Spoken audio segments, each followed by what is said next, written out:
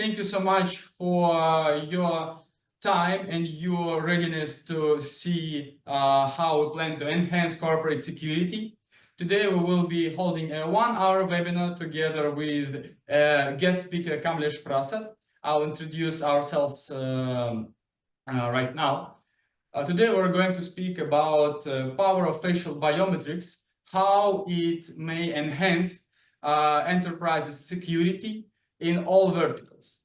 Today's speakers will be me, the Business Development Director for Asia Pacific region at RecFaces, and my wonderful colleague Farida, the pre-sale specialist, the head of training department at RecFaces, and the product owner of several RecFaces products. Regarding the RecFaces, for you to know, we are a facial biometrics developing company. We develop our products worldwide, and we help enterprises enhance their security with facial biometric features. And we do have our guest speaker, Kamlesh. Hello, thank you so much for accepting our invitation. Thank you so much. Kamlesh is the Deputy General Manager at Nexus Select Malls, responsible for cybersecurity, IT operations, and infrastructure. So thank you so much, Farida. Thank you so much, Kamlesh, for taking part in this activity. Together with you, we would explain to the participants how the modern security looks like, what challenges does modern security face, and the main topics of today's webinar will be as follows. We would, I suggest, we would have a short discussion regarding transformative landscape of corporate security. We would discuss how modern security, modern corporates address challenges that organizations encounter, how the robust security systems for physical, remote security, and cybersecurity should look like, how to mitigate threats, how does Nexus Malls face the challenges in modern security, and we will discuss future trends and innovations in cybersecurity, physical security, and how facial biometrics could be at the very edge of technology, of security technology, and how could it enhance overall security for businesses. So what should we start with? I suggest we should start with statistics. So I came across statistics that the facial recognition market size is constantly growing. That means that more and more corporates and different verticals are investing to this business, enhancing their security, improving their security measures, and protecting sensitive data. The market has grown and is expected to grow more, even by 10% annually. And this is very much. This is a lot of money being invested by enterprises. And I would like to invite you, Kamlesh, to highlight the main challenges that industry faces. Why are companies investing to facial recognition technology? We have gathered plenty of challenges that corporate security faces. Could you please briefly highlight us the main challenges? Why companies invest in facial recognition? Thank you so much. Thanks, Oleg. Thanks for the invite, and thanks for this platform. So physical security and why organizations are moving towards facial recognition rather than native or the legacy authentication. So of course, yes, as per to the physical security challenges, human factor risk is where we can also unlike sharing password, sharing the RFID cards, if you have a facial recognition as one of your authentication mode, it's personalized, it's unique, and it keeps the sensitivity and the authenticity to the top level because it is non-shareable the compromising classical means of access is like sharing of swipe cards, tailgating can be overcome when it comes to facial recognition as your one of the multi-factor authentication to authenticate your users. One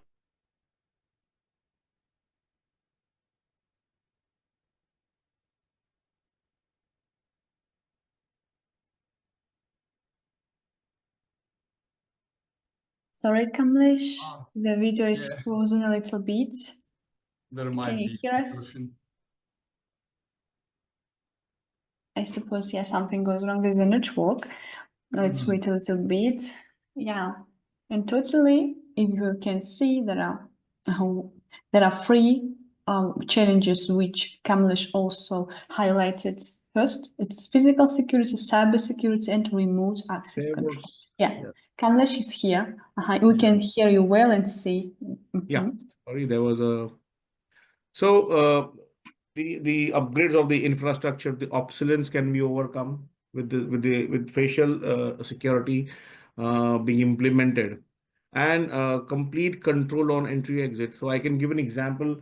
For example, we have 20 people entering a facility, and if it was a native or a RFID or a biometric access, people might tailgate. But when it comes to facial recognition, so 20 people which entered will be counted while exit also. So this helps you to overcome physical security.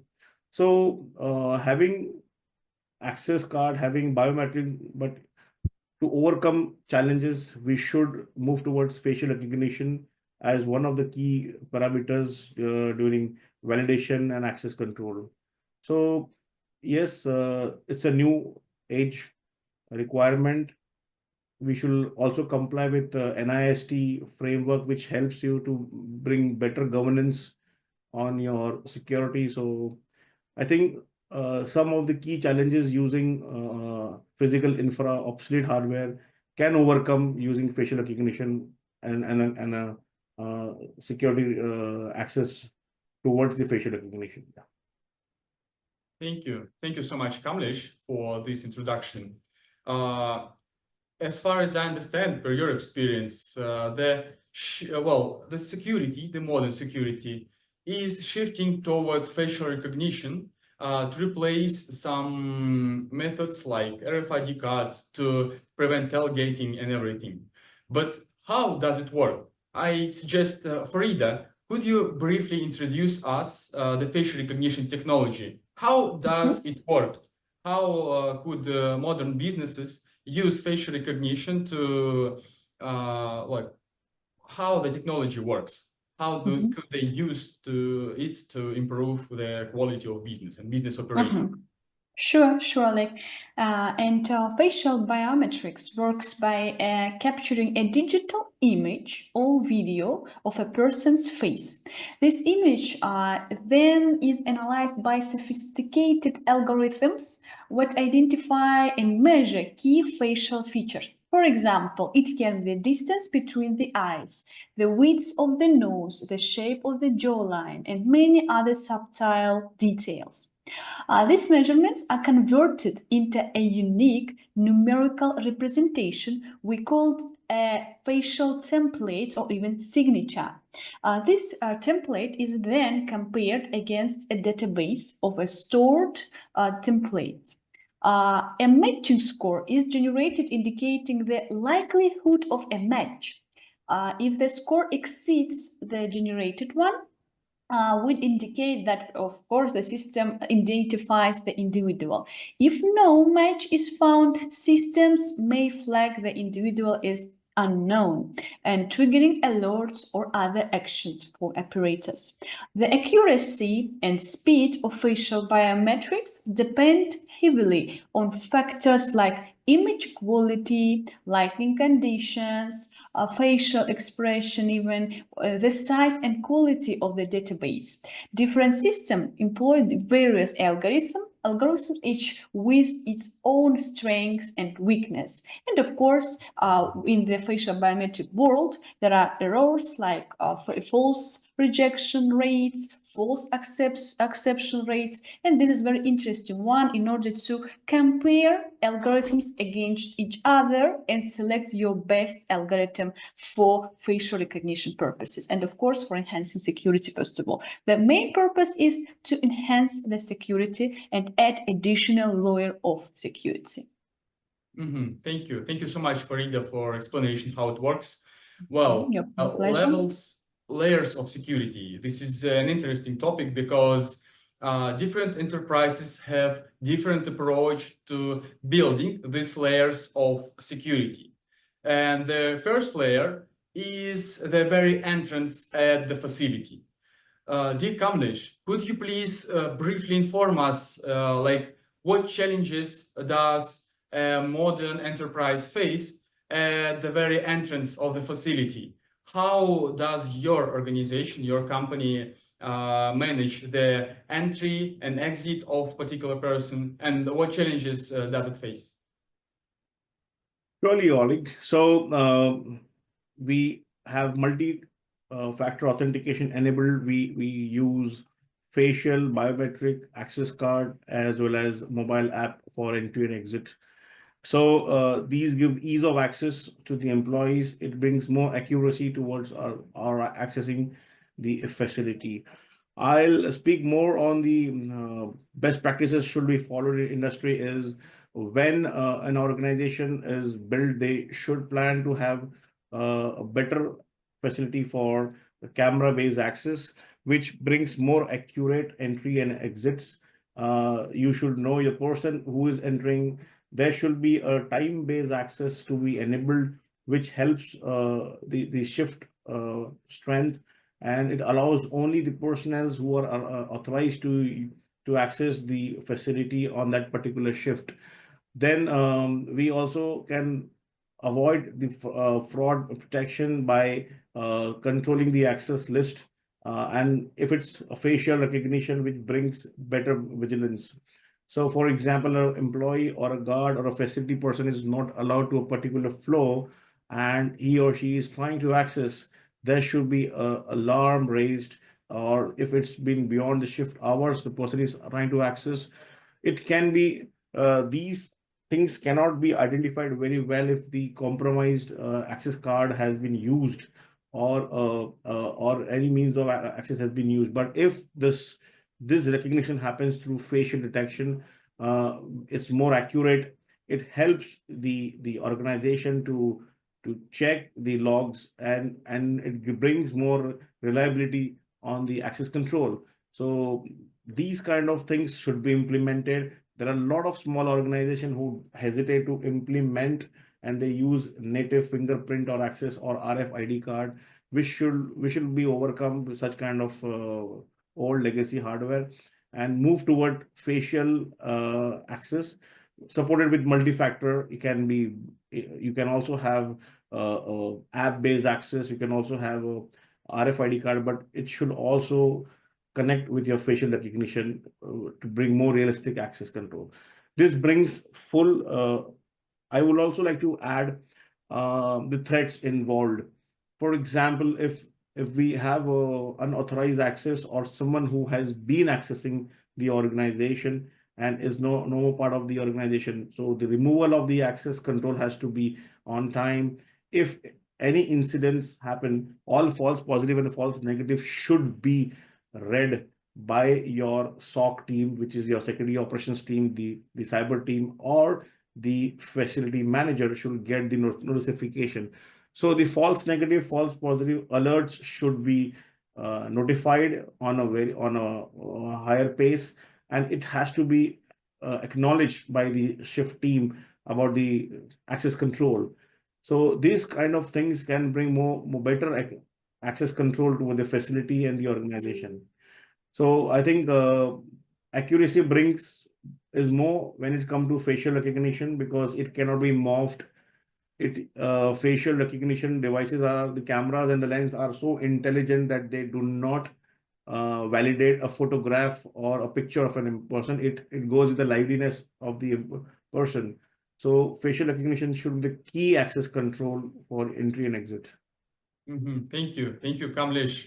You just mentioned the video surveillance, video cameras that are to some extent smart and they recognize people. So you also touched upon the matter of the next layer, actually, of security. That means the overall security at the facility, to see people's movement and to track it and to notify the shift officers that something suspicious is going to happen and someone is in the area he is never allowed to be. So how does your organization face challenges like this, and how those challenges should be faced? Being in the organization, such challenges are not there because we are not into the business of access control. But yes, being in my previous organizations and career, there were when I used to support data centers, when I used to support warehouses, there were restricted zone where particular facility personnel were not allowed, only security is allowed.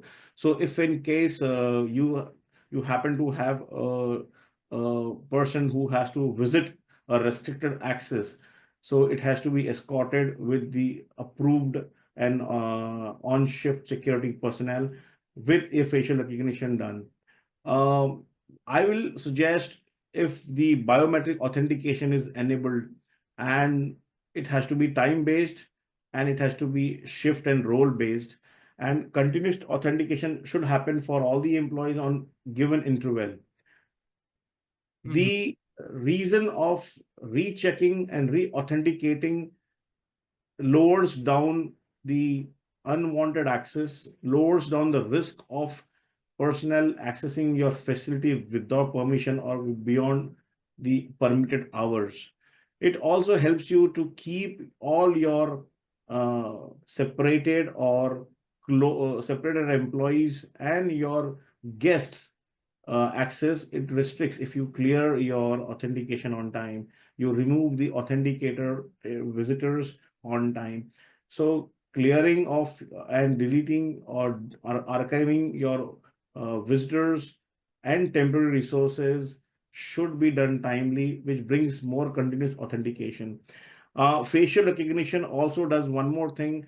For example, if an employee is there in organization for more than 5 years, 6 years, it's liable to the facial expression gets changed. So the camera learns the facial changes and accepts the new the updated face, and it gives an auto intelligence to access the same person who has been in the organization since longer time. So this helps the continuous authentication, and it keeps upgrading, auto upgrading its own database. Rightly, I said the instant notification helps the workforce, the security, and the shift manager to have a control access on the notification, false positive, false negative. As on the picture, you can see access granted and access denied. If there is too much of access denied alerts, it has to be read, it has to be acknowledged, and it has to be checked. So such kind of recordings of logs will be available if your organization have a good SIEM tool which handles your security logs. So I think instant notification, continuous authentication, and reading logs is a great advantage and overcome your surveillance during authentication on biometric as well as facial recognition. Thank you so much. And well, you just mentioned that there is a lot of logs to be stored, a lot of data and profiles to be managed, and a lot of processing powers are being used to handle all this data. I think not all the companies strive to get their own processing capabilities. I mean, buying servers, buying GPUs, CPUs, everything. Well, when it comes to data centers, to process all this info, they're becoming handy. So could you please briefly share your vision towards data centers and cloud solutions overall? How do you, being the cybersecurity professional, handle this? Surely. So, Oleg, it's it's humanly not possible to have everyone onboarded in your organization. You can extend your core services with the shared services with the organization who have expertise, and those can help you for your log analysis, log monitoring, and they can also help you to segregate your false positive and false negatives. They can make playbooks for your false positives, and only false negatives can be read by continuously monitoring a user behavior analysis, or you can say anticipatory intelligence, which helps which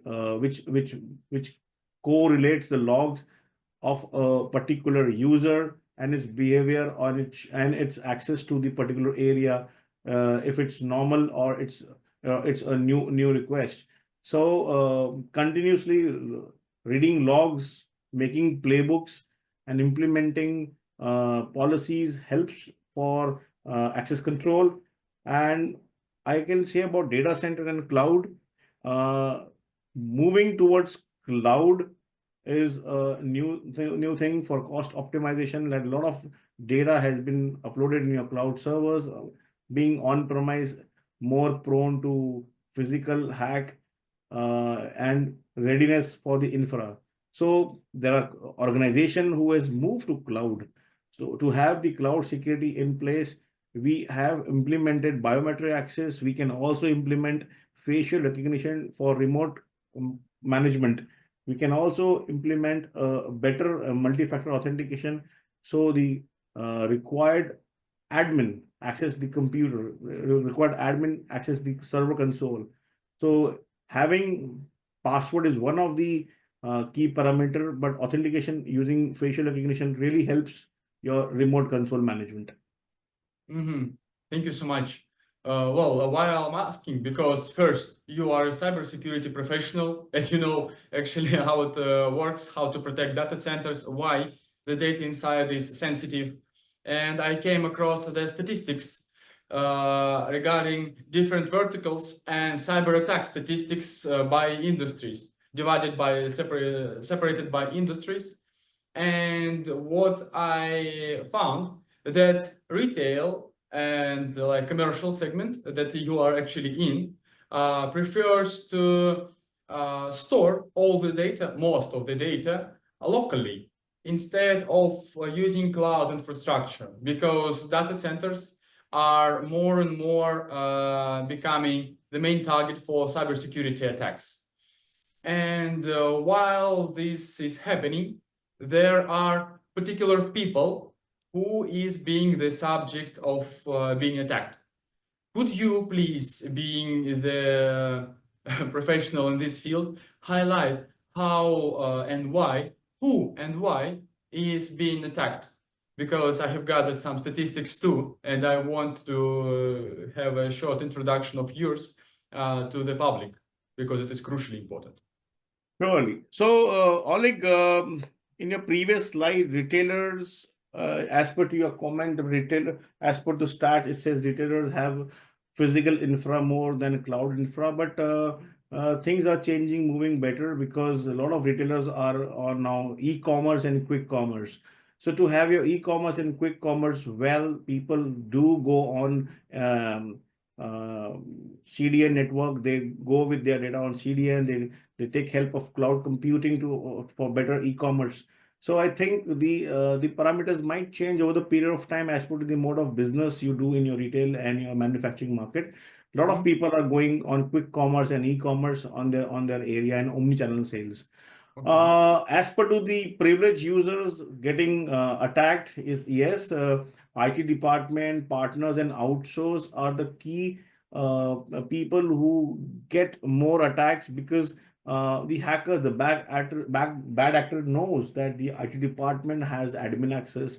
They have admin access to database. They have power users, and hence putting more attacks to them might lead to access to some of the devices which might help the bad actors to enter the organization.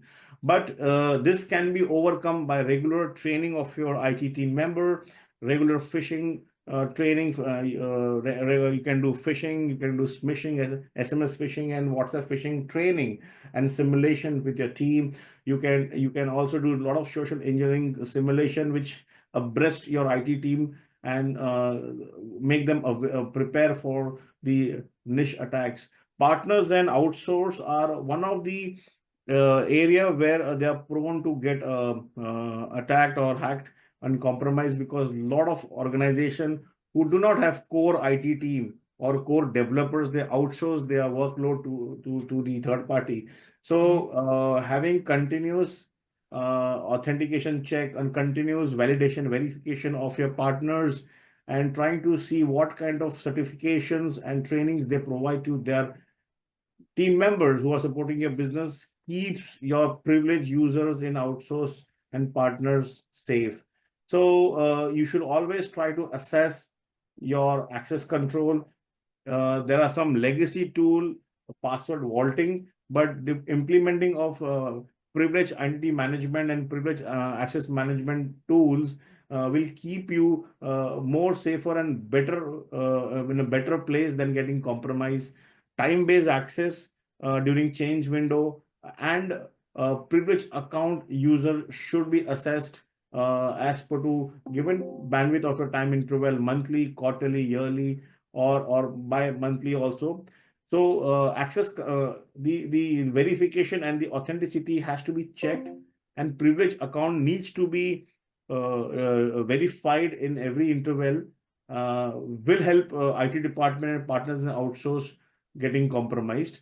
But I can also tell you that other departments are equally prone to attack and get compromised, because if a personnel in sales department or HR department gets trapped in a phishing attack, he or she mailbox can get compromised, which in turn gives the bad actor to access your mailbox. So regular trainings, regular cyber simulation really helps the organization to keep themselves safe. And I think this is a very good forum that we speak about facial recognition, because bringing facial recognition to workplace brings more authenticity and governance. Thank you so much, Kamlesh. So as far as I understand, there are main approaches. Those are regular trainings and some like phishing trainings and simulating of cybersecurity environment, a security environment, and this environment being a subject of attack. Those are the main approaches to train your team, IT department, partners, out staff, and other departments to be well trained, not to have any data being compromised. Am I right? And plus, you should, if the organization can afford, they should invest on a PIM and a PAM tool. Okay. Could you please briefly describe what are those tools and what other measures are being taken for cybersecurity? So, privilege identity management and privilege access management are the tools where you onboard such kind of tool to your organization infra, and you add the power users and you add the privileged users to this account, and you authenticate the access control via these tools. So these tools doubly check your access. It also do log monitoring, and on some tools they also do a recording of the session during the privileged account access performed on a server or on a security on a firewall device. So deploying such kind of tool also it also helps you to maintain a complex password. So it tells you to follow some policy procedures. It also logs your session and records a session, and it also helps you to re-authenticate as a user during access control needed on critical devices. So there are a lot of tools in industry, but I think selection of tool is also very important. It should be NIST or SANS approved tools which follow the certifications. Do not use any freeware and open source tools for the organization. You can follow traps. So always use licensed tool and something which has been approved by NIST framework and science framework. Okay, thank you. You just mentioned the devices and the licensed software to be installed. Yes. And to what extent do people need this? I mean, in your organization at Nexus Malls, I assume many people may work remotely. So the devices they use have to be protected properly. Am I right? Yes. So there are a lot of ways which you can protect your remote access.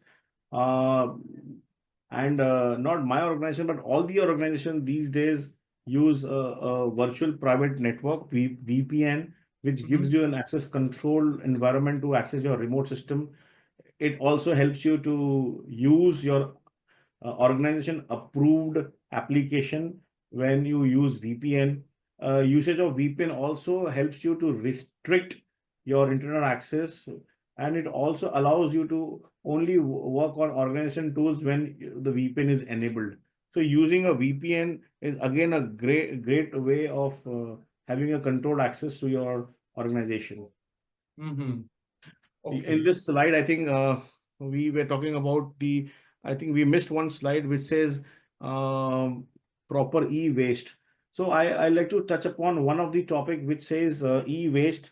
So when you try to dispose your IT infra or which devices, for example, your camera or your biometric device, it has to be disposed in a government approved manner via professional services who degauss your chip which has the data. So you are rest assured that the scrap device was degaussed before giving to the scrap vendor. Plus, they give you certificate of guarantee that the scrap doesn't have any kind of data. So try to dispose your IT infra using an e-waste norm set up by the government. Thank you. Thank you so much for highlighting this. Yes, I think legal concerns are crucially important for any big entity, for any big business. And moreover, it is one more line of protection. So all in all, after we just discussed, after all the inputs from this big enterprise like yours we have, well, Farida, would you please briefly highlight us how could huge businesses use facial recognition instead of some other or together with some other approaches in security? Why facial recognition is required nowadays for big businesses, and how could they protect them? Sure, Alec. And the main, of course, purpose is to enhance and improve efficiency and security, of course, for operators, for administrators. First of all, people who will use it. These are security officers, operators of video management systems or access control systems. Let's start this. For whom facial recognition system can facilitate their work. Yeah. And let's imagine that there is a lot of cameras, a lot of systems, and a lot of people at the entrances and exits. What actually we can do? And in order to help and to work in these cases. Of course, it is very required that systems which will be used and implemented will work 24/7.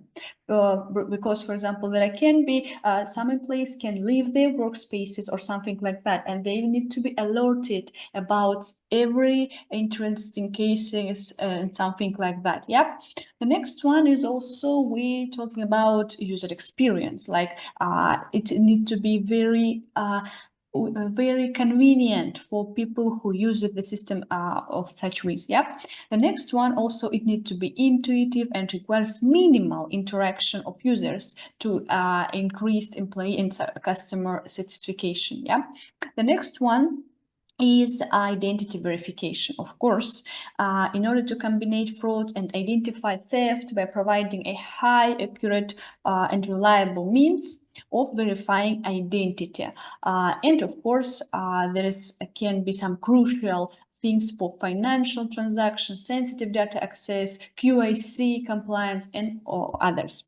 Also, if we're talking about facial recognition technology, we're talking about the search in long-term archives, in long-term information storages. And in order to facilitate, the system should provide very fast and accurate search in a long-term archive, for example, made several years ago even, but not to, for example, have a big storage for this. Yeah, we need to optimize also the resources, the server requirements for that. Also, there are a convenience thing, like I do not want to use cards anymore, just face for verifying and to access any facility or something like that. And automatic access control means like there is no need to use RFID cards we used to use. By the way, let's imagine that you would forget your card, or even you gave your card for someone, but facial recognition will check if you have a trick or something like that. And identifying users in front of PC, there can be also different interesting things. Talking about cybersecurity, first of all, facial recognition can be implemented into application desktop one with which you used to work. Like, let's imagine your CRM, the system which need to protect it additionally by face, by the password, by logins, and something like that. And of course, in order to do this, we need to protect all data. The facial recognition system needs to protect and have the cybersecurity methods which can protect the data which stored in the database. I mentioned before the biometric templates, and these biometric templates need to be safe, of course.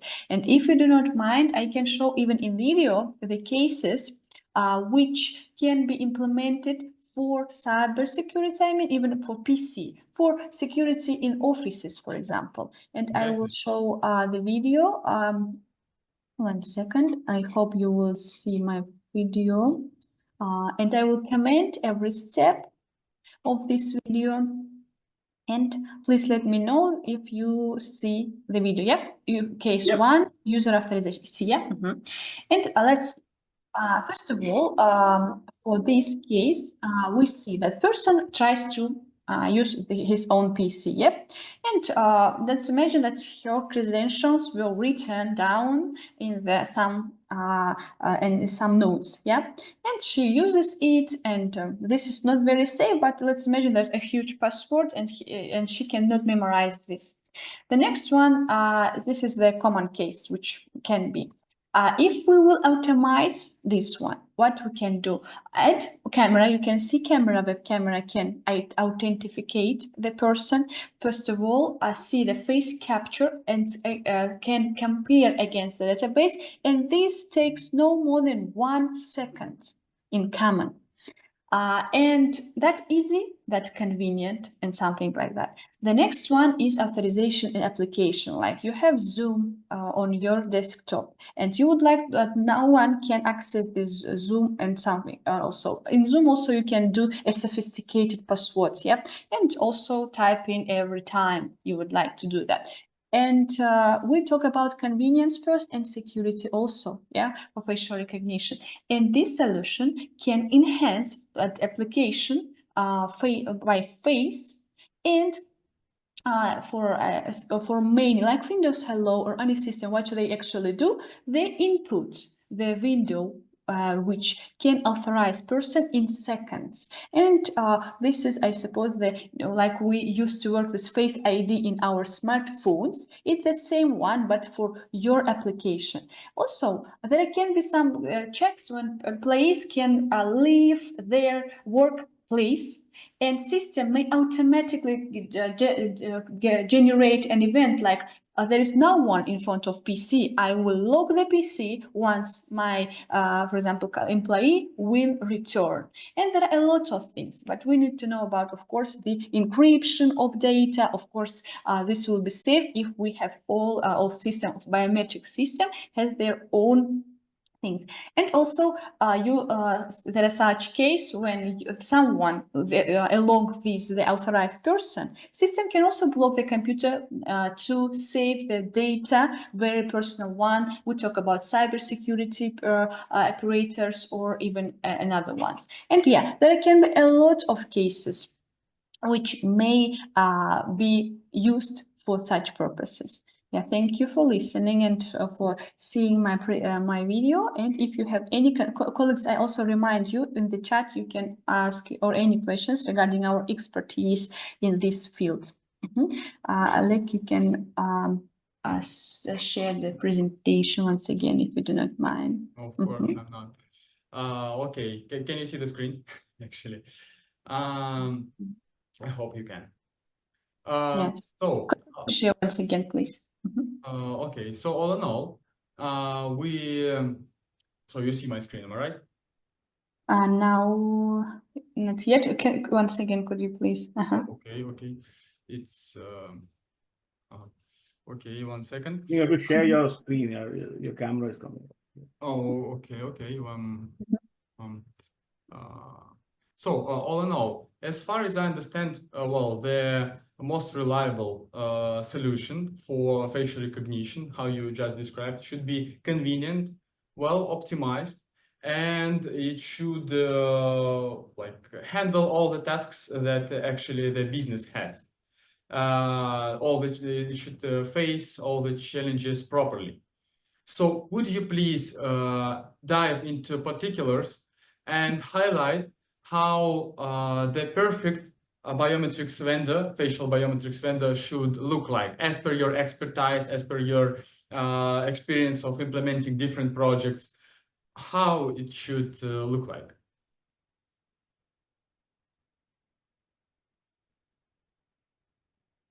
This question is to me, yeah? No, it's for Farida because like it's not the first time she implements different projects in facial biometrics. Sure. Yeah, and thank you for sharing screen because of Yeah. And first of all, when I mentioned before about verification and identification, something like that, we need to know about that how you can select the appropriate tool for you. Yeah, and Kamlesh also mentioned about the NIST. This is the National Institute of Standards and Technologies in the USA. And what it can compare. It can compare algorithms against each other, like, for example, which algorithm is better when we're talking about twins? Which algorithms are better when we're talking about age and gender identification or verification? And there can be some reports which can help you to select the best one for you. The next one, also, each facial recognition system needs to have reports in order to send it to, for example, to managers or for CEO, in order to be aware that everything is okay and we can process the security in this facility, for example. The next one, also, of course, notification system. It can be done in different ways: Telegram channels, mobile application, SMS, email, every channel you would like to have. And as well as, let's imagine that there is a very comprehensive interface, and it is not easy to operator or for security officer to use it. You need to be also aware that user interface is enough and is very intuitive to work in this.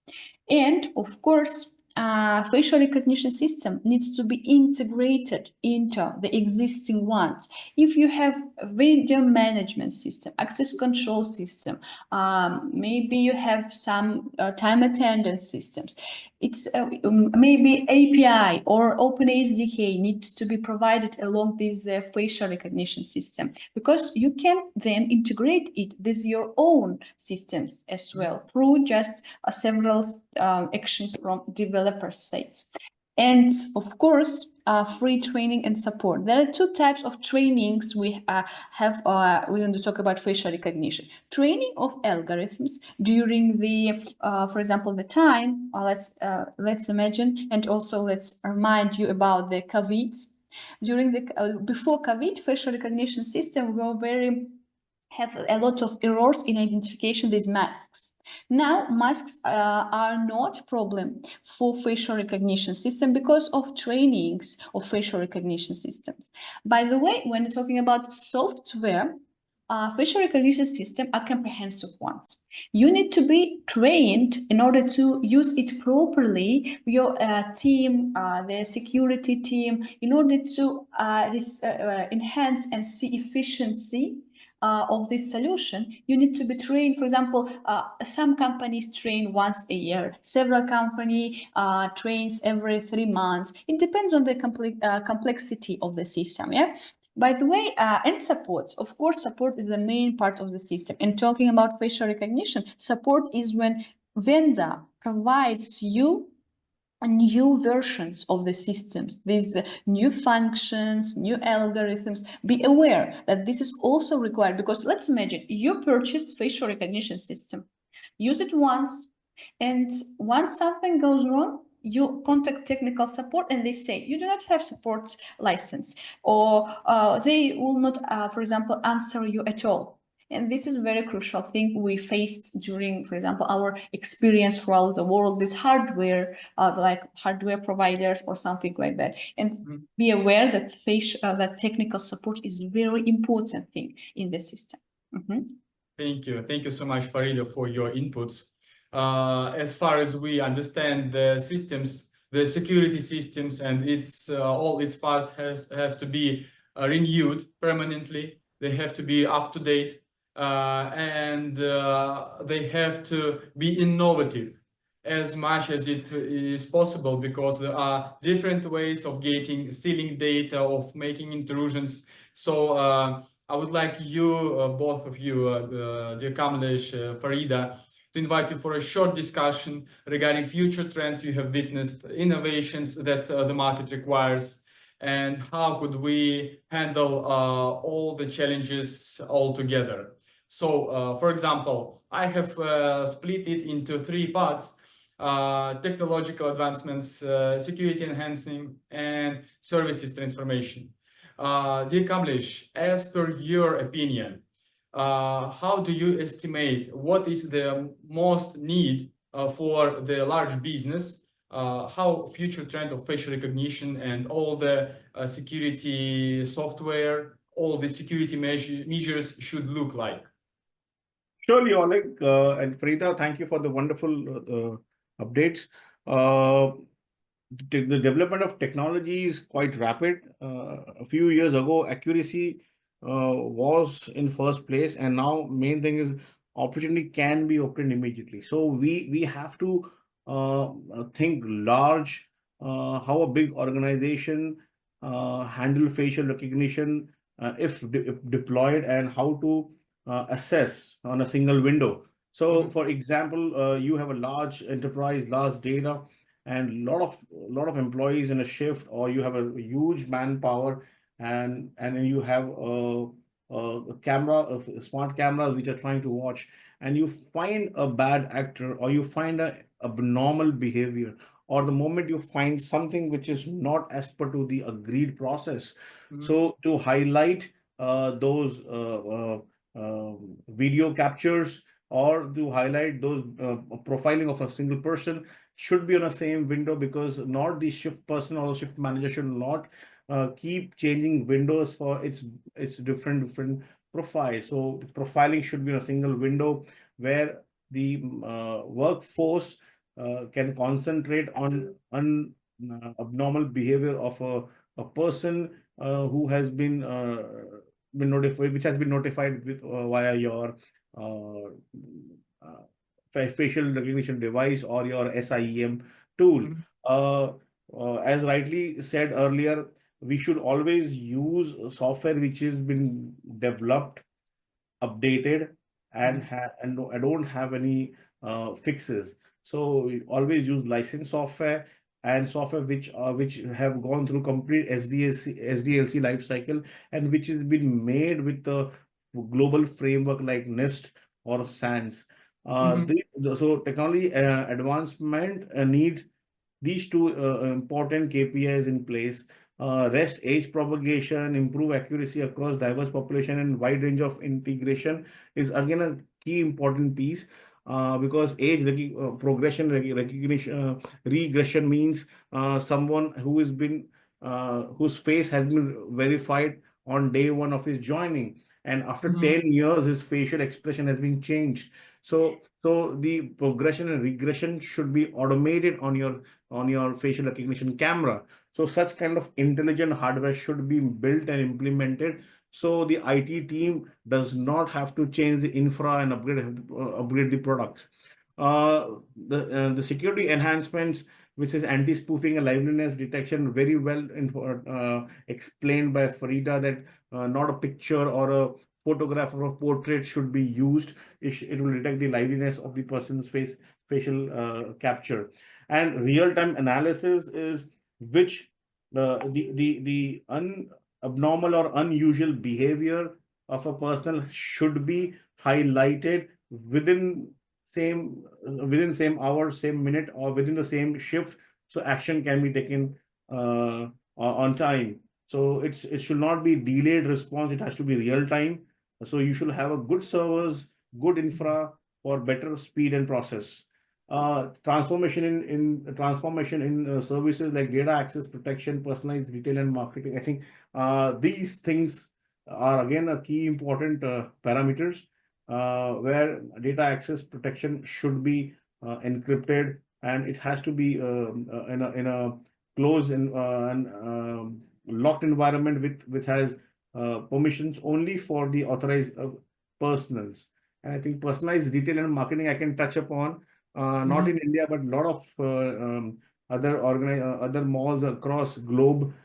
They have personalized marketing cameras, which helps to identify their known shoppers, which helps to Mhm. identify their key shoppers, high net worth value shoppers, and they then allow the camera detects the shoppers which has come to the mall or the shopping center for shopping, and then the shift workforce management allows and sends a personalized shoppers to their known good shoppers. So these Mhm. brings personalized retail and marketing in a lot of mall industry. It is not in India, but abroad, yeah, it is in place, where you have your target audience and regular shopper who does window shopping.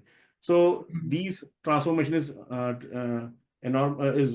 great, is niche, and I think this will be very much accepted across globe very soon. Mhm. Thank you so much. Thank you so much for your inputs regarding the retail and marketing experience of shoppers, especially because you are an expert in this field. And dear Farida, regarding all of the points mentioned, regarding its facial recognition we are discussing, could you highlight the privacy and user consent matters? Because I think in modern world it values a lot. Sure, it is a very popular question, I suppose. Mm. And of course, this technology requires the collection and storage of biometric data, facial images or templates are mentioned. And this raises concerns about potential misuse, unauthorized access, or data breaches, of course. Mhm. And what you need to ask before selecting facial recognition system, where is this data stored? How is it secured, and who has access to it?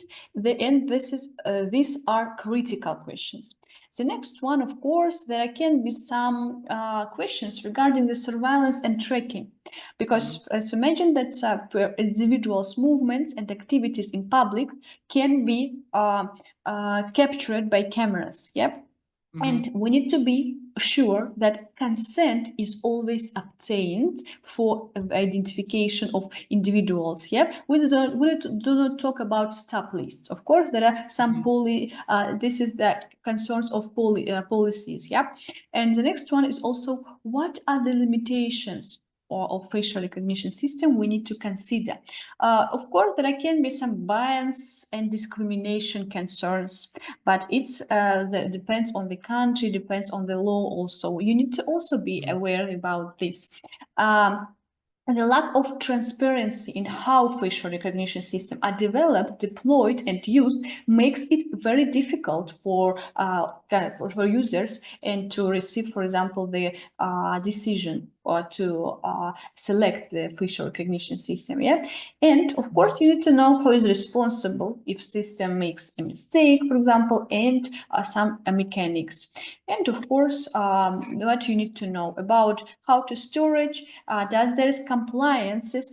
First of all, in the whole world, there is GDPR compliance, for example, and GDPR can regulate who processes the data, who can be added to database and who cannot, what is the system processes for or not. And of course, the data privacy concerns need to be regulated according to the country, but some vendors provide only software, and then customer can decide how to store the data properly and avoid some issues with bias and discrimination and of course security. But you need to know, of course, that data should be protected by some encrypted algorithms. And please do not forget ask about on this from the developers. And yeah, and to recap what I said, this needs to be according to your security policies. Of course, if financial institutions, they have their strong this one. If you do not have that, facial recognition system provider can, I suppose, consult about such questions. But be aware that with some vendors do not recommend to use clouds for storing database because it's very vulnerable, of course. And on-premise solutions are the best ones. Thank you. Thank you so much for your inputs, for highlighting all these future trends in security measures and facial recognition especially. And before we proceed to a short questions and answer session, I suggest I briefly inform all the attendees how big companies, large enterprises like Nexus Malls, like any other big vertical could implement security solutions, especially facial recognition ones. It is not that difficult as it might be presented. So it's quite easy. First, the system has to be imagined, of course, by security engineers, by the heads of security infrastructure. Then, as per the requirements for a particular solution, the hardware should be purchased. Then the software should be installed and configured. And then the only thing you have to do is to upload the personal data and photos of particular people, to assign them access levels as per Kamlesh suggestion, for the people to enter the facility and be counted, to move across the facility only to a particular areas they are allowed to be in, and to manage the data properly, including proper management of profiles, uploads, downloads, and proper e-waste management according to the government laws. So the business will get result immediately. The operational efficiency will increase. People will have less losses because of security breaches, because facial recognition could cover a lot of them. So Thank you. Thank you so much, Farida. Thank you so much, Kamlesh Prasadji, for attending today's meeting, for delivering your amazing speeches. Thank Farida. you. Thanks, Oleg. Thank you, colleagues. Thanks, Farida. Yeah, and Have a good day. It was thank my you, colleagues, pleasure. for activity also in the chat. Thank you. You're very active. you. Thank you, audience. Thank you. Thank you, the audience. Thank you so much. Thank you. See you next Take time. care.